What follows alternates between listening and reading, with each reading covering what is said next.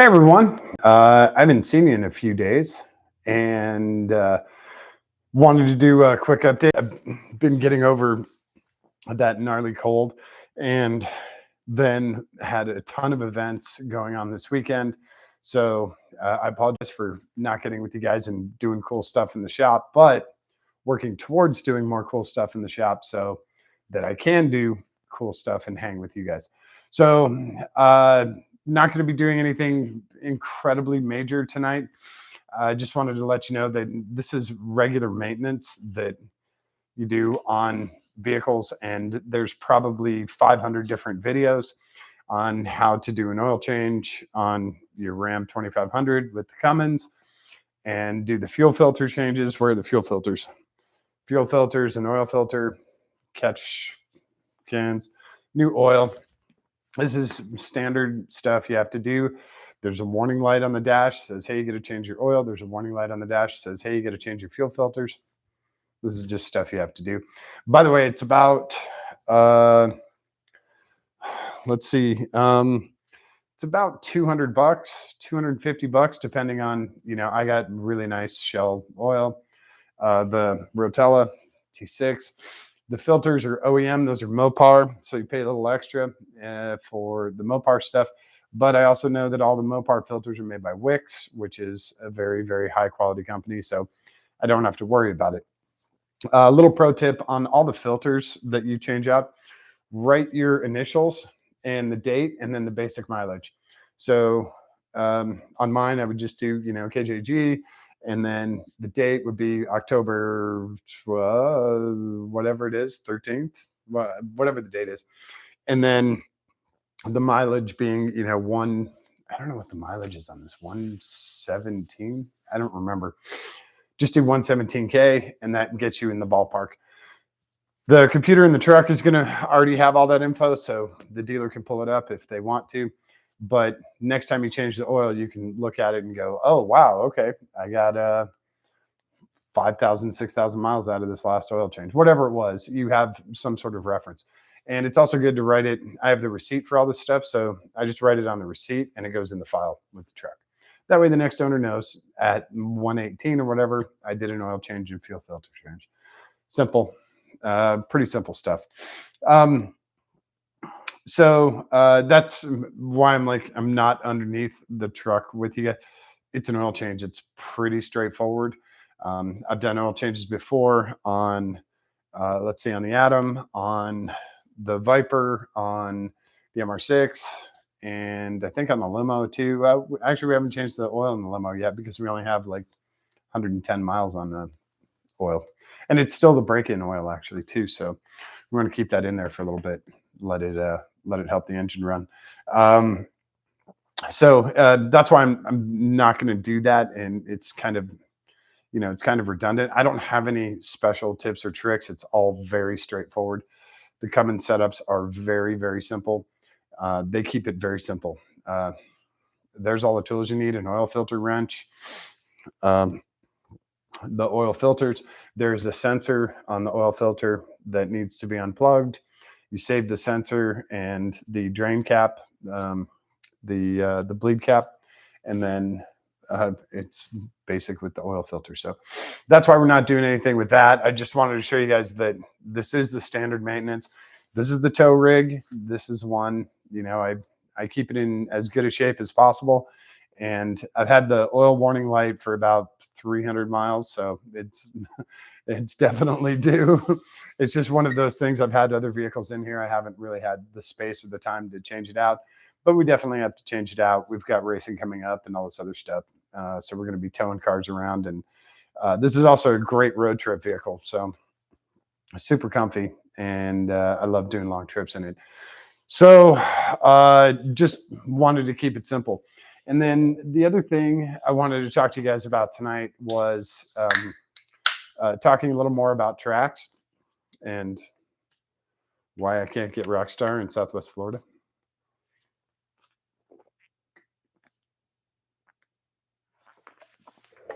By the way, the Rockstar that I do get from Amazon, it comes in cases. About 30% of them are damaged. Sad, but that's how it works.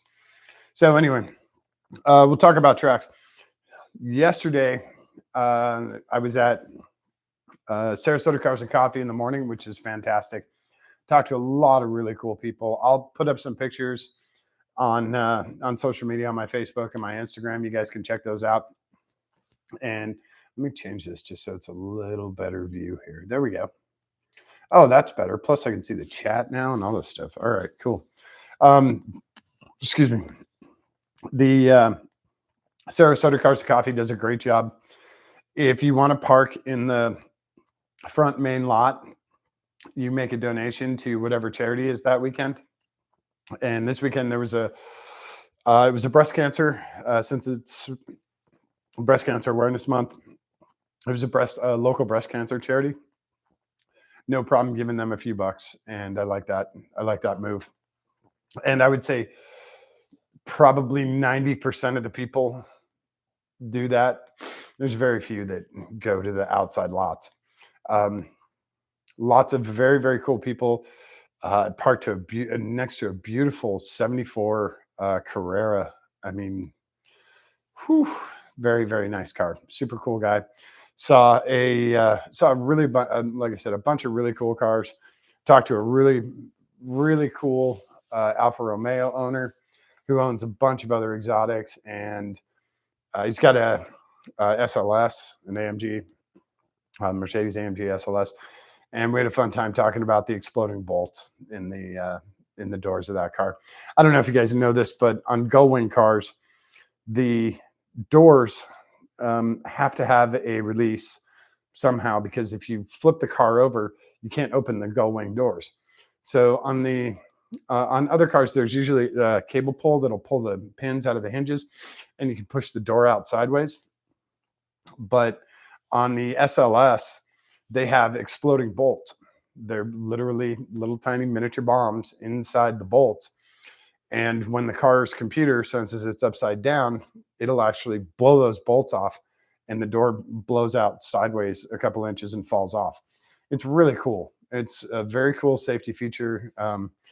And exploding bolts are nothing new. They've had them for a very, very long time. They've used them on the first place I ever saw them used was on the space program for the booster rockets and the different stages on like big Saturn rockets and stuff like that. They would have these bolts holding everything together, and then at a very specific time they'd be triggered. The bolts would blow up and break, and then everything would fall away. And they do the same when you see those boosters on the side, like the space shuttle, when it would go up and those booster rockets would separate. Those are exploding bolts. They just, and those things fall away. And it's the same thing with the main booster that's underneath the space shuttle. All of those mounting points, they all have exploding bolts. So same kind of thing, just on a very small, much, much smaller scale than what you see on the space shuttle. And they're in the top hinges of the doors, and you can't really, I guess you can sort of see them when you open the Gullwing doors, but you would have to peel back. If you really want to look, you would have to peel back the main cover panel in order to see them. And then it'll have a little warning sticker on there. It says warning explosive. And you do have to be careful when you have electricity and stuff near the car. Don't run around like hooking up, 12 volts or anything to it, 20 amps or 30 amps. You blow those bolts up. And it's not pretty when they blow up. It's not like, daisies pop out of there. It's very violent, and it's very loud, and it's very destructive. Once those bolts blow out, I don't know, you might have to get entire new hinges, and they might have to be welded back in. So, but normally if you have a car that's on its roof, you have a lot more shit going on. So you're replacing your exploding bolts. They do sell them. So if you have a project that you need, you can actually go buy these. They are not cheap by any stretch. They are not cheap, but they're pretty cool. And it's a good safety thing. I'm glad, people have figured that out. Because it'd be suck to be, suck upside down in a car and you can't get out just because you have cool doors. And actually Gullwing doors make getting in and out of a vehicle incredibly easy. I don't know if you've ever done it in a Bricklin or the old gull wings or in an SLS. And to be fair, when the SLS first came out, I was unimpressed. I only saw pictures of it, online and in magazines and stuff, and I was not impressed by it at all. I did not think it was good looking at all. The McLaren, the SLR, um, that was pure porn to me, and I thought that was just the end of the earth. The SLS, I was like, no thanks. Then I saw one in person, and then I got behind one on a rally, and got in front of one on a rally, and watched it in my rearview mirror. And they sound great, they look great, the interiors are amazing. Mercedes has always had really nice interiors, so they're a very, very nice car. Very nice. It's far better in person than it is online or in pictures. So if you get a chance to check out an SLS and the newer version, the GT, super cool car, especially in the convertible form. The AMG GT is it's a really, really cool car. It's the upgraded version of the SLS. It's like the next generation. And in the convertible form, it's really elegant, really nice, really nicely done. So a bunch of really cool cars at Sarasota Cars and Coffee. And then I came back here, which is kind of funny. So I go up to Sarasota to Cars and Coffee. I come back here to my house, and then I go up to Bradenton too. I don't know why I didn't just stay up there and hang out for a few hours. Anyway, I came back here, and I do know because I went and I ate lunch and got in the pool, and that's why. So I go back up, and there was a huge event at the Freedom Factory at Bradenton Motorsports Park and Freedom Factory. Although they're two separate things. So it was just at Freedom Factory. It was the Ultima 600, the second version of that. And it was also the Danger Ranger 500. And they do the Danger Ranger races. They've been doing those for years. The Ultima 600, this is the second one.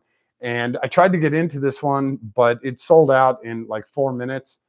And so we'll try again for the next one. I believe it's in February. You need an Ultima and a helmet. They run a pretty tight ship there, and the racing is a ton of fun. I believe it's a 3/8 mile oval, might be less, and it is. It's just a very fun show. It is not. I mean, grand prize is like $500, maybe $1,000. I don't remember what it is, but it's not really about that. It's about all these guys going out there and ripping it, whether they get first or there were 118 cars registered. So when they started the race for the Ultima 600, they were 4 wide, and they had 28 rows, 29 rows of 4 wide, and that's how they started the race from a standing start. It was crazy. The Danger Ranger 500, these are Ford Rangers, and these are all the different versions. The what is the party side called? I can't remember what it's called. The flare side, the long beds, the super cabs, whatever Ford Ranger you've got. And these are definitely the older version of the Ford Ranger, not the current version. And there's all the different configurations. And some of these guys have some seriously built trucks. One of the guys I talked to, he's got the 4-liter. He's got a 5-speed in there. He basically runs the whole race in third, and he's got tons of torque. He's running the 15-inch wheels. He's removed the obviously the front drive shaft and axle up front, and he's like seriously built a very cool truck. Is it beautiful? No, it is not an F1 car, $1 million F1 car. It is a Ford Ranger. I think he said he got it for free, and he's just dumped a bunch of money into it. It's got a full cage. He kept just the actual instrument panel. There's no dash, no other electronics in there, so it just has the instrument panel. And there's not. I don't think there's fire suppression in there, but there is a fire extinguisher. There's a full cage. I believe it's a 6-point cage. It might just be a 4-point cage. Anyway, It's fun, and these guys go out and they hammer these trucks. You have guys with the 2.3, and there's another. I don't remember the other. There's another engine option as well, and these guys run them. They run them super hard. There was one guy lost a wheel in the back right corner, kept going, and he was just running on the drum until they called a caution. He had to pull off the track because you can't run a race with no wheel on your truck. You're just carving up the track. But it was crazy to see like the sparks flying off and everything. Um, there's a lot of bumping, a lot of touching, um, a lot of touching. It is like eighth grade Sadie Hawkins dance. It is there's there's a lot of touching. In the Ultima race, it's more like a Brazzers audition. There is connection, and just because there's so many vehicles out there. The Danger Ranger is a lot of fun, and these guys aren't jacking around. They're doing 60, 70 miles an hour coming down the front straight and the back straight, and they're ripping 50 miles an hour into those turns, and they're drifting these trucks through turns 3 and 4 coming onto the front straight. So they're hammering it. They're not pussyfooting around. Same thing with the Ultimas. Now the Ultima race was different because in the Danger Ranger you have 4 or 5 different versions. Short bed, long bed, crew cab, or I should say super cab, and then with the Ultimas there's like 7 or 8 different versions: 2 doors, 4 doors, V6, straight 4, automatic, manual, and you see every configuration out there. And these cars, a lot of them are caged and fully built. A lot of them are not. And at the drivers' meeting, the big note that they tell people is do not. They tell them to not hit the driver's side door. Avoid the driver's side door as much as you can. And the drivers are very good at it. In the first race that I watched back in February, it was absolutely amazing. The amount of carnage that was there, and for everyone to walk away with no ambulance runs, that was a good thing. And same thing happened in this race. There's a ton of bumping. There's a ton of spin outs. Guys, getting front and rear bumpers ripped off, and then they just keep going. You see a lot of cars with the front fascia hanging off and dragging underneath the car, and they just keep going. And the Danger Ranger 500, they have yellow flags, they have caution, and all of that. I believe they have caution stuff. I'm trying to remember now. But in the Ultima race, it's green light, red light, and green light means go, red light means stop, and so you just keep going. If your front fascia is hanging off, keep going. If you want to, you can pull into center field, and you're done for the race or whatever. But most of the people just keep going. The one in February, one of the cars got hit and started leaking fuel, and they didn't have a way to shut the fuel off because it's like the gas tank got punctured by something. So a bunch of the crew from Freedom Factory came over and they flipped the car upside down so it stopped leaking. The incredibly ironic part of that was it was Speedy Cop's car that was leaking fuel. And if you guys know who Speedy Cop is, you know that a car upside down with Speedy Cop is really funny and poignant and humorous on a lot of levels. At this race, Speedy Cop was great. Had a tire issue that he got fixed and a shifter cable issue that he got fixed sort of in the middle of the race. At the beginning of the race, it was Cletus McFarland and Victor Alvarez, who owns Bradenton Motorsports Park with Cletus. And those 3 guys and Speedy Cop, those 3 guys were kicking ass the first, it's a 100-lap race. I would say probably the first 25, 30 laps, it was those 3 guys to beat. And they just kept passing people and just kept going and going, and they were going after each other. Speedy Cop would pass Cletus, Victor would come up from behind and get both of those guys, and they just kept going, and it was just kind of a shell game between those 3. And Speedy Cop had that shifter cable issue that caused him to drop back, and then later on in the race, it was probably 50, 60 laps in. Victor and Cletus got into a tangle, and Victor went into the wall hard, like really, really, really freaking hard. And we waited for the thumbs up from the safety crew and stuff. That was definitely a red flag because it was right in front of the jumbotron too. If he went any harder, he would have flipped up into the jumbotron, which would have been bad. So Victor went into the wall really hard. It was one of those like, damn, I really hope he's okay. He actually was. He got out of the car, gave a thumbs up. He actually took some pictures. There was a photographer there, and he took some funny pictures. They hopped him off the track, and his car, the whole front corner, like from the center of the car back to the door here, was completely gone, like folded in towards the engine. The wheel was gone. It was at an angle now instead of a right angle.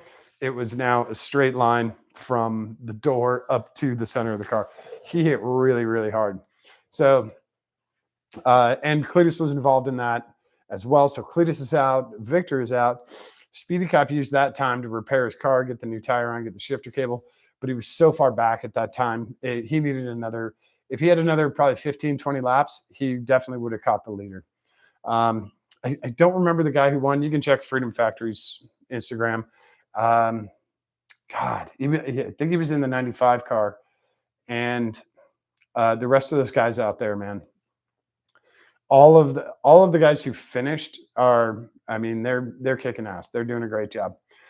So that's a whole afternoon. Like it starts at like 4:00. I think qualifying was at like 2, and then they had, I want to say they had a Legends race, or they had a different truck race before the Danger Ranger 5. Sorry. National Anthem was at 5. I think it was at 5 p.m. or 6 p.m. Yeah, I think it was at 6 p.m. And then all of the racing starts after National Anthem. But there was a bunch of qualifying and stuff prior to that. There's like 2 or 3 hours of qualifying and tech and all that. So you have this huge event, and it goes until 10:30. I think I left there just before 11. So I think it was like 10:30. And Freedom Factory is awesome. They have a great staff. All the people were super cool. The whole place was packed. It was sold out event. There's probably 10,000 people there. Both grandstands, or I should say, there's 4 grandstands in total, or like 3.5, totally full. Every seat, everyone was there. It was totally full. There were people walking around in the paddock and over on the other side. So it was a completely sold out event, which is great to see, because this is not, IndyCar. This is not F1 car. This is what I was talking about. This is how you save a track. What Garrett's done there has been amazing. He took something that was bombing out really bad and losing a ton of money, and he turned it into a moneymaker with great ideas. And obviously he had tons of help from lots of friends, and he had a great staff. He really chose the right people, and he chose the right way to invest in the track. And he did a great job with it, and he's still doing a great job with it. He has the right people in the right positions, and doing that is what's going to help save these tracks. Now, we just heard this week about Lanier. Lanier Raceway, which is another small circle track. If you go to Road Atlanta, on the other side of the highway there is Lanier Raceway. It's literally on the opposite side of the highway. And you can walk to it from, if you're in the paddock or let's say you're at the start finish line at Road Atlanta, it'll take you less than 10 minutes to walk over to Lanier. And that's because you have to wait for traffic. So it's that close. And we found out today that Lanier is getting closed and will go private. Apparently they're going to put up car condos and a, quote, multi-use facility. So I'm guessing that it's going to be a private track. This is the common trend. This is what is happening, either with brand new tracks that are being built or older tracks that are being bought. They're becoming private. They don't hold public events like what they do at Freedom Factory and what they do at other places. And it makes it harder for the rest of us to enjoy events like Lemons, SCCA, NASA, uh, HSR, Champ Car, SVRA, all the other events, because since they're private, they don't allow that stuff there. It is for members only, and they don't allow that. So there's no more drift events at Lanier. There's no more, burnout contests or anything like that. It will just be guys in Ferraris and Lambos doing donuts. You know, that's how it works out. And so, in order to do this, now there's no like set way to do it, but there are things that we can all do in order to help it. Number one is on social media, definitely promote your favorite track, whether it's local or on the other side of the country. Share the stuff that they're doing. So if they say they're having a test and tune night, it doesn't matter if it's just a test and tune night or whatever. A trunk and treat. Share it. Just share it. It's one button. Share. 2 clicks. You hit the share button and then you hit go or whatever, send. Do that. That helps them get out there.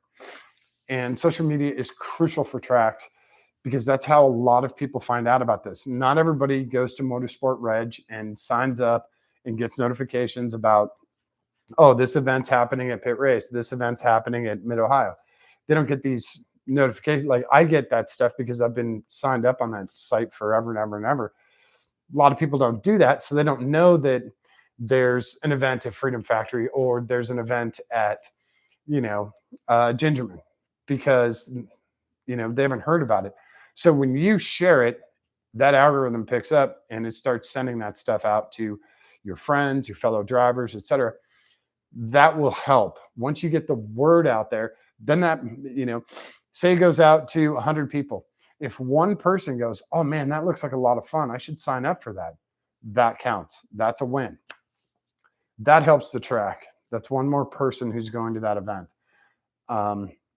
And then hopefully that one person tells another friend, hey, I'm going to the XYZ event at Gingerman. Are you guys coming this time?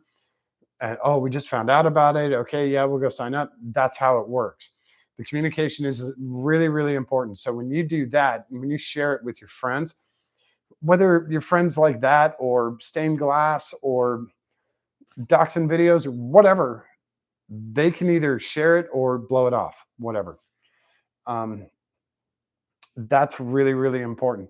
The next important thing you can do is go to these events and go to the local ones. Even if it's not your favorite, track, get some friends, grab some dinner, go to the local track, whatever it is, a burnout contest, a test and tune at a drag strip. Even if you're just there in attendance, people are going to notice that. The owners are going to notice it. The track officials, all the track workers, they're going to notice it. Hey, man, there were like 200 people at this test and tune. Normally there's like 20. They're going to notice that things are picking up. And that's going to help them, inspire them, hopefully, to do more events like that. Well, if 200 people are showing up for a test and tune, maybe we could do a XYZ, and that helps build. That helps keep these tracks here and keeps these tracks open for all of us. And it's not just road course tracks. It's drag strips. It's dirt tracks. It's whatever it is that's not on the highway. How's that? That's a good way to put it. Anything that's not on the highway, we need to keep open so that we can go keep doing all the crazy shit that we love doing. So share on social media, go to the local events, and I don't know, there's so many factors that are out there that are fighting all of us in what we love to do with going to the track and ripping it, that we're kind of in the dark. We don't know where it's coming from next. Is it, Karens who don't like anime stickers on JDM cars? Is it um, completely out of the blue bought by some crazy company to turn it into a data center? You know who you are. Is it a housing development moving too close to the track and they don't want to hear pro mods on Friday night? You and I would love to hear pro mods on Friday night. Some of us every Friday night. But, you know, Joe Average Couple who just bought you know, one of the track homes in the new development right next to the racetrack, they don't want to hear that. They're going to bitch and complain and moan about the noise on Friday night. Even though it's once a month or whatever, they're going to bitch about it. When they bitch about it, zoning changes, they shut down the track, and now we're screwed. We had a cool track that was half hour from us. Now we have to go 3 hours away to go to our next track. Yeah. And like I said, the Karens don't care about it. The guys building the data centers don't care about it. The people in the housing development, they don't care about it. All they care about is either the money or, they want to feel a sense of accomplishment, and they accomplished closing a track down. They accomplished turning that noise off.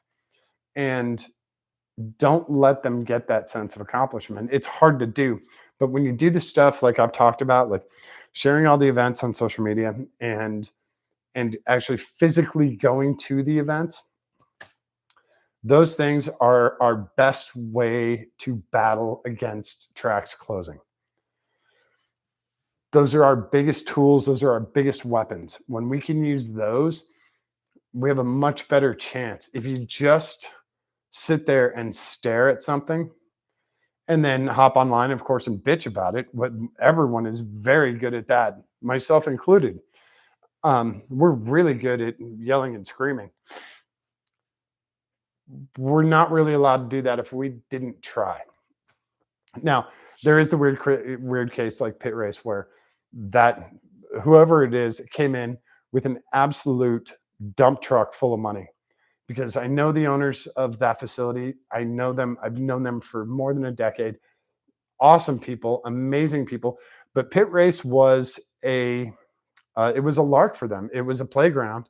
So it wasn't uh, as much as they put their heart and effort and all the stuff in there, it was okay for them to sell it because it wasn't a necessary thing,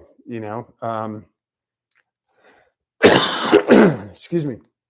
And they have other businesses and other things that are much more grandiose and much more important.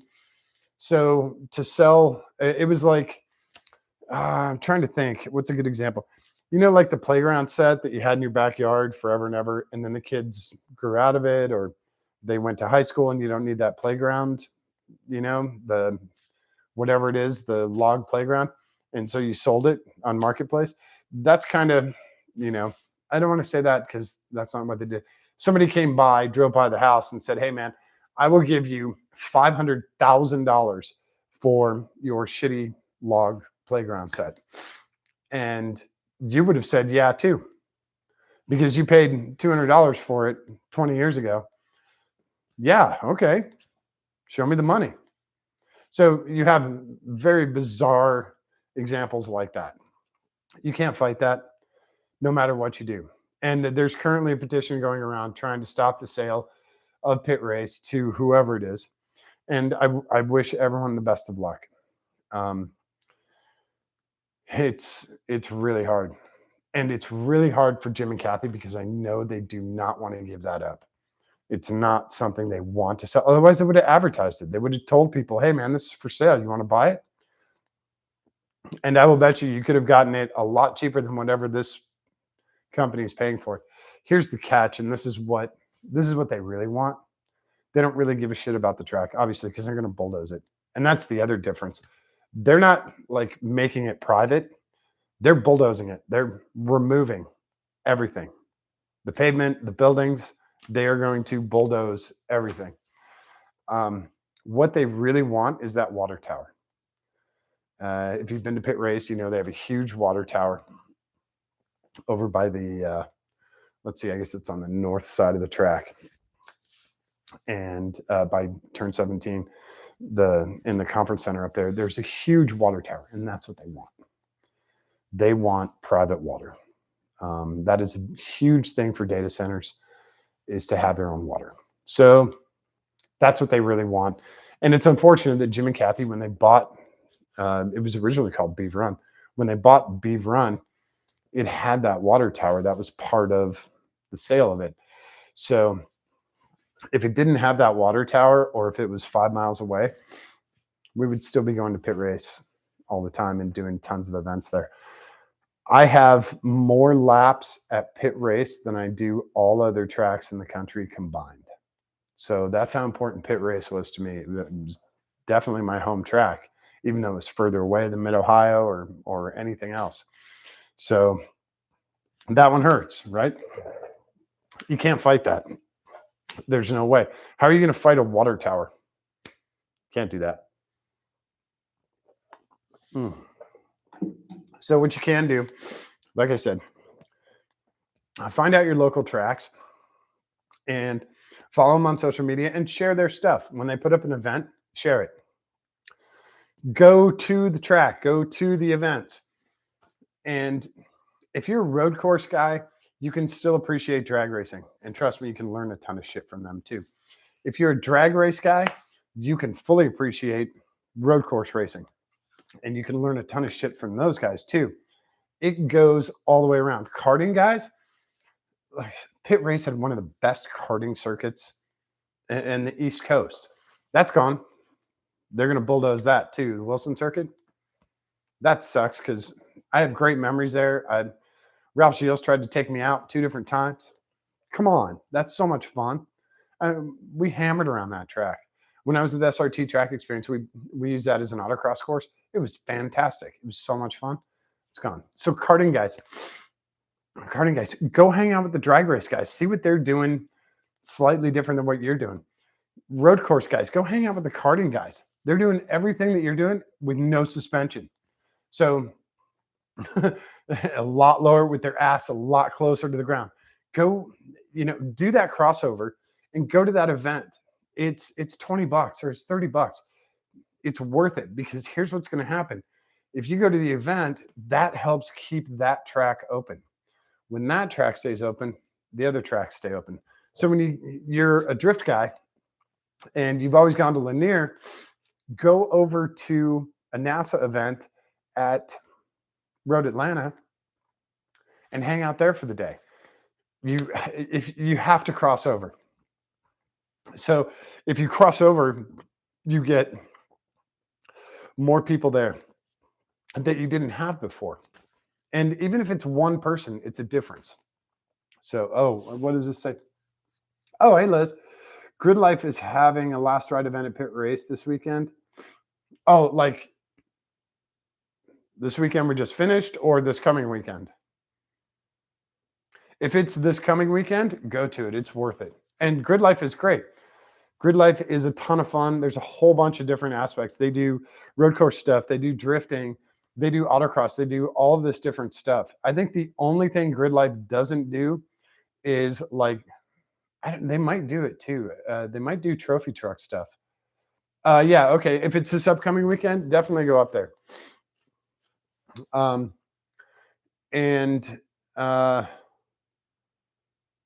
Yeah, definitely go up there and check out, go to all the buildings. So you have the conference center up there. All this stuff will be open. If you're in there with a spectator badge, you'll be able to go to all this stuff. So go to the conference center up at the top of the hill up by the water tower. Come down to the classroom, which is also timing and scoring. That building used to be 2 containers, like shipping containers stacked on top of each other. Now it's actually a really nice building with a big classroom, bathrooms. Go over to the main garage area, the tech area, and then where else? Check out the karting area, the Wilson circuit, and then definitely go up to Spectator Hill. When you go up to Spectator Hill, they called it that because you have this incredible view. You can see basically all the way down the front straight almost pretty much most of turn one, the finish of turn one. And you come in and the rest of the front straight or front straight number two, just before they dive down into Coyote Gulch. Now everyone dives down, and now on the far side of the track, you can see them come up out of Coyote Gulch. You can see them go through the S's back onto the north track, up over the hill 13, and then you get to watch them come down the back straight almost all the way to 17 again. So you get this great view and you barely have to turn your head. I would say 120 degrees to watch all of this action. And they did a really great job of positioning it where you could get all this. And you'll see a ton of spotters up there with radios and stuff. It's a great, great spot to be. Go down to, they just built new garages that are like 2-story offset. So you can have kind of an upper and lower area. And then there is the pro shop and administration offices. And that building's, I mean, the 2-story garages are now, I think they're a year old, a year and a half. They're not very old. The admin building is like 2 years old, maybe 2.5. And there's a pro shop underneath, and then all the administrative offices are upstairs. There's a little miniature emergency room down underneath behind the pro shop. And I mean, it's such a nice facility, and for it to be bulldozed it's so hard. But again, that's something we couldn't stop. Even if we come up with 500 million, we can't stop it, you know. But what you can do is you can do that local stuff. You do the local stuff, the dirt track stuff. Go check out some of the shit the guys in dirt track do, and they do it with like, I can't even explain it. So much of their stuff is MacGyvered to a level that is now professional. Like when it started out a long time ago, like in the 60s or whatever, as kind of like baling wire and, you know, 2 zip ties. Now that piece is actually beautifully machined and, you know, speed holes, and it's lightweight and it goes both directions. All that stuff has a history on it. And dirt track's been around forever and ever. And also check out the dirt track cars and the Legends cars, all of that stuff. The way they're built and the way they're angled to handle that track, like you couldn't drive it down the street. You'd look so silly. And watching them come through the paddock is actually pretty funny too. Just it's not really crab walked. It's like they're angled like, I don't know how to explain it. The suspension is set up where they're angled one corner of the ass is up high and the nose is low, so that when they come in the turn, they actually level out. It's crazy how they do that. Check out their suspension, check out their steering, and see if any of that stuff applies to your road race car or to your drag race car or maybe your karting setup. The way we can cross over this stuff is what's really going to help everyone. If we just stick to drag racing and we only focus on drag racing, we're going to have more and more tracks closed down. If you just stick to road course and you only do HPDEs or, you know, SVRA or whatever, that's going to burn us too. If you only stick to trophy trucks and, you know, 37 inches of suspension travel, that's going to kill it too. This is why you have to have that crossover. You have to take little bits from everything. And that's what's going to help. So do the social media thing, just share it. It doesn't cost anything. It takes 2 seconds. It's going to help. And go to those events. Find out, you know, your local track, whether it's Nelson Ledges. It doesn't have to be a huge track either. It doesn't have to be, you know, Indy. It doesn't have to be, you know, Laguna Seca. It can be, you know, it can be Gingerman. Go out to Gingerman. South Haven in the summer is actually really nice. South Haven in October, not as nice, but still go out there. It's reasonably close to Detroit and reasonably close to a whole bunch of other stuff.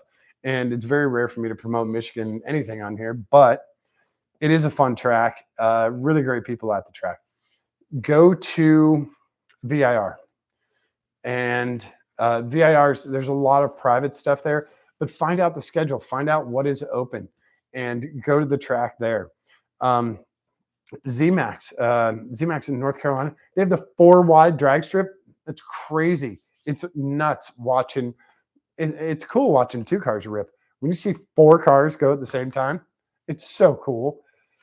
Go to a test and tune night there. You don't have to do, you know, uh, Tony Stewart versus Leah versus John versus Brittany. You don't have to have that huge lineup doing it at once.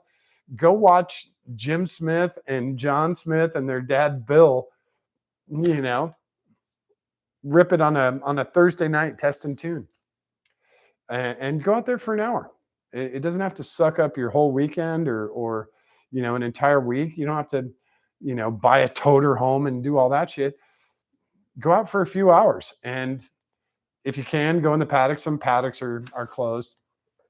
Go out and check it out. It's worth it. If you want to keep these tracks open, and if you want to be allowed to bitch about tracks closing, you have to go to the tracks. You have to share it on social media. You have to go to the tracks. That's the law. Again, we as racers and motorsport enthusiasts, we want as many tracks as possible. I want a track, obviously at the end of my street. I want a track within an hour. That's what we all want. When these tracks start closing down, now it's 2 hours, now it's 5 hours, now it's 7 hours. It's because we didn't do anything. We need to be able to say, we tried. We tried to save XYZ track. We tried to save,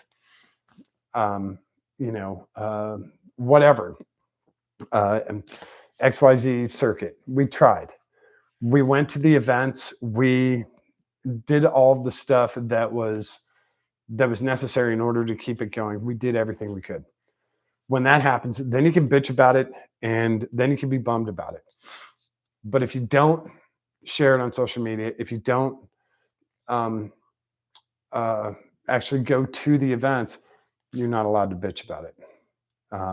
I will fully admit I'm bad about sharing stuff on social media because I don't know, maybe I'm selfish or whatever. I share very little stuff I see. I'll send it in a group message. Like I have a couple of group messages, and sometimes I'll send it in that because I know those people are very focused. My personal stuff is super diverse. It's music and friends from 30 years ago, and then a ton of car people. So the groups are a little more focused. So I send it to that. And I do the same with guitar stuff. So I'll send guitar and music stuff to the guitar group people, car stuff. So even if you do that, even if you share it in a group, it's worth it. You are trying. You are doing what you can. If you share it on your main feed, whatever, that's great. That also helps the algorithm. And then again, it doesn't matter what you do, the algorithm's listening. My phone is currently off, as you guys can see. Hey, there's you. Do some Inception stuff. Racetracks, drag racing, road racing, karting, trophy trucks, burnouts, drifting. It should listen to me, and hopefully that helps the algorithm. Maybe if we all recite that every day just into our blank phones that are off, that'll help keep it going too. I know. Yeah. If anybody does it, if anybody believes that they're not listening to us, oh, I got a bridge for sale. I have some swampland just east of here. Great view, let me tell you.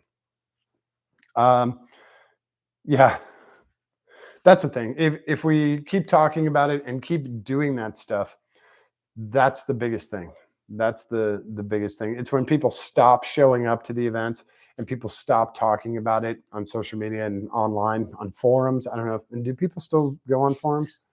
I gave them up like 2 decades ago. So if you guys keep doing that, that helps. Every little bit helps here, and that's the important part. So if you guys, if you have any questions, comments, whatever, I would love to hear it. If you have other suggestions, I will throw it out there. I will throw it out to my awesome subscribers here. I'll throw it out to my friends and to group messages. We could do something different to maybe help out what we need to do to keep these tracks open, and not only keep them open, which is the bare minimum. We want to see them expand. I want to see pit race get bigger. I want to see, VIR add on. VIR is so great. VIR adds on a second, a second front straight with, whatever. I want to see them expand. And, uh, you know, it sucks because pit race had some of the nicest facilities in the country of any track, and they're gone now. They just crumpled up and thrown away. There was actually a very funny post. The Liz's funny bunt cakes. Yeah. Um, there was a funny post. Some guy said, "That's fine that they're bulldozing pit race, but can they at least take the showers and put them at Mid Ohio?" And I lost it because I mean the showers at pit race were as nice as any hotel within 50 miles of that place. So that's one of the bummers when you have a really nice facility like that. Now go to VIR, you get the same kind of thing. So, but you have smaller tracks. You have like Carolina Motorsports Park, great track, a lot of fun, literally in the middle of nowhere. So you're not going to get anybody bitching about the noise. But you've got to go to the events there. You've got to go to the Lemons races. You've got to go to Champ Car races. You've got to go to the NASA stuff and the SCCA stuff. If you just go to those events, whether you're driving in it or walking around the paddock, going, psh, psh, do that. That's funny as hell. And whatever, just go and do it. That's the big thing. So, that's all I have. I wasn't trying to rant. I'm not trying to bitch about anything, but I want to see more tracks stay open, and I want to hear about they're doing new things. They're adding on a classroom, or they're adding on new garages.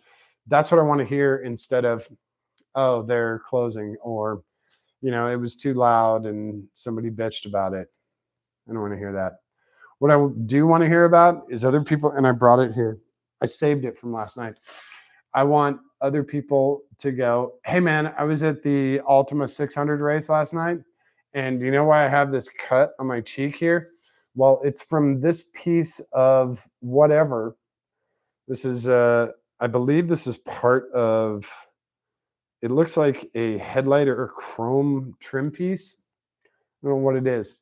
But this hit me in the side of the cheek at about 100 miles an hour last night, and it fell down on the ground in front of me, and I picked it up and put it in my pocket. I want that. I mean, yeah, I know that's incredibly unsafe. It could have went in my eye, whatever. I'm far more worried about the 60 pounds of brake dust that I inhaled and clutch dust that I inhaled last night, standing next to the fence by the back straight.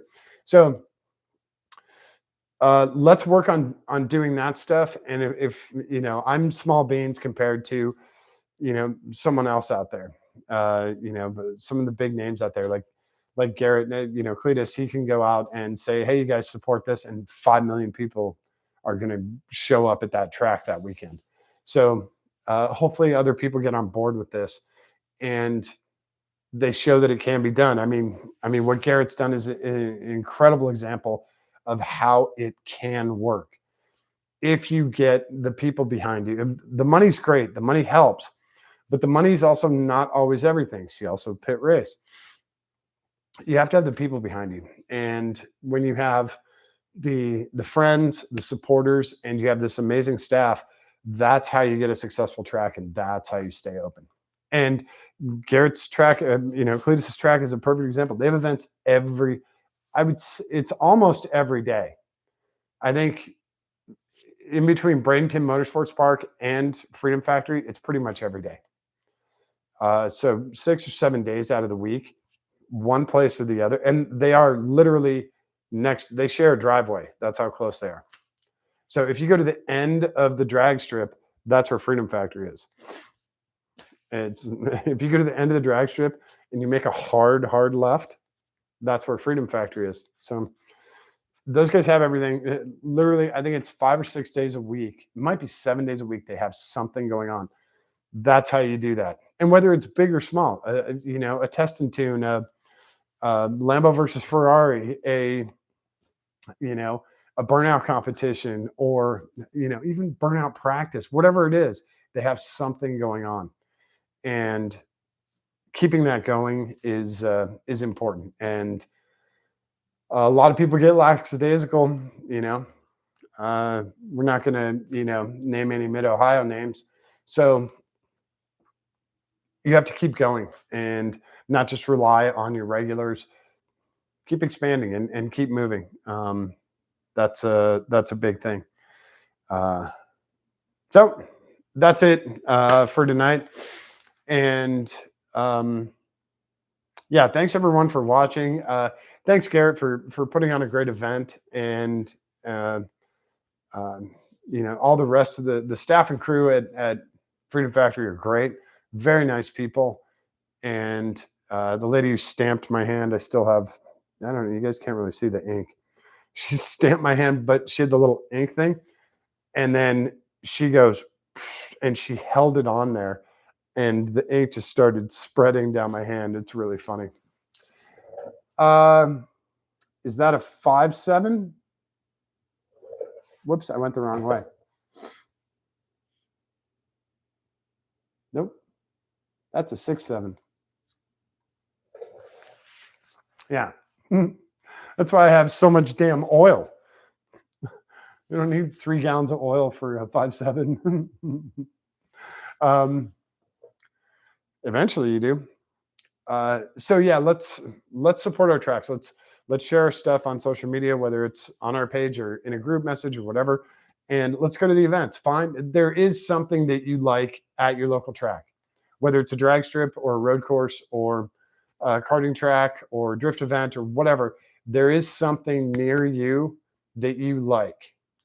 And if there's not, then pick a second. Have a second favorite.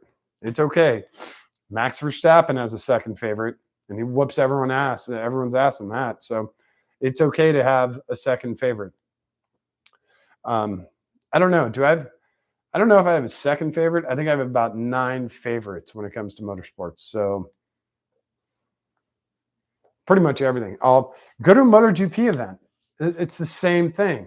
We're not, Marc Marquez, but that doesn't mean we can't go watch the guys go rip it around. Yes, they all have mental issues. We know it's motorcycle racing. It's a given. But it's fun to watch, and we can learn something. If you race at that track regularly, you can learn new lines from the motorcycle guys.